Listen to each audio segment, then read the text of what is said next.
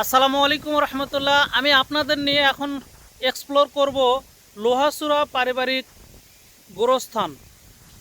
চলুন, এটা হচ্ছে আমাদের পাড়ার পারিবারিক গোরস্থান। এই গোরস্থানের ভিতরে কি রয়েছে আপনাদেরকে একটু দেখানোর চেষ্টা করি।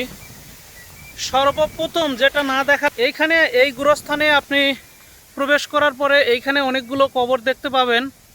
আর আমি প্রথমে যেটা দেখাবো সেটা হচ্ছে এই গোরস্থানের মূল আকর্ষণ গোলাপ ফুল।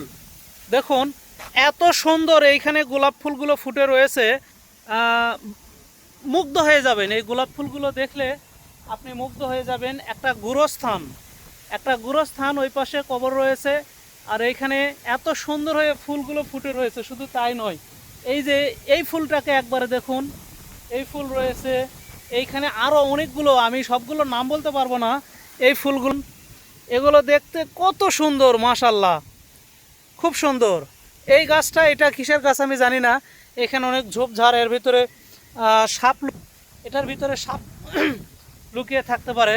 তবে এই গোরস্থানের আরও একটি আকর্ষণ রয়েছে, সেটা হচ্ছে এই ফুলটা।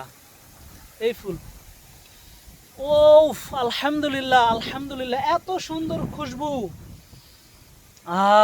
আপনার ব্রেন পর্যন্ত এটার সেন্ট চলে যাবে।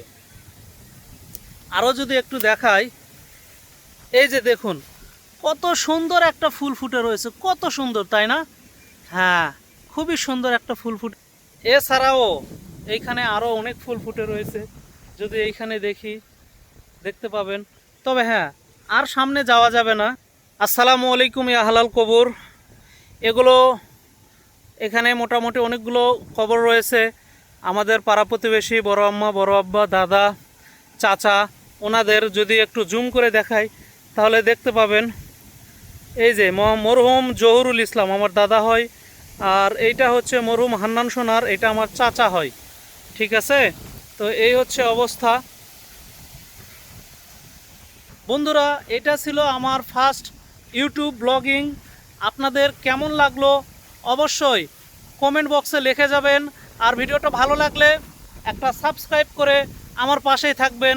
সবাইকে অসংখ্য ধন্যবাদ। আসসালামু আলাইকুম।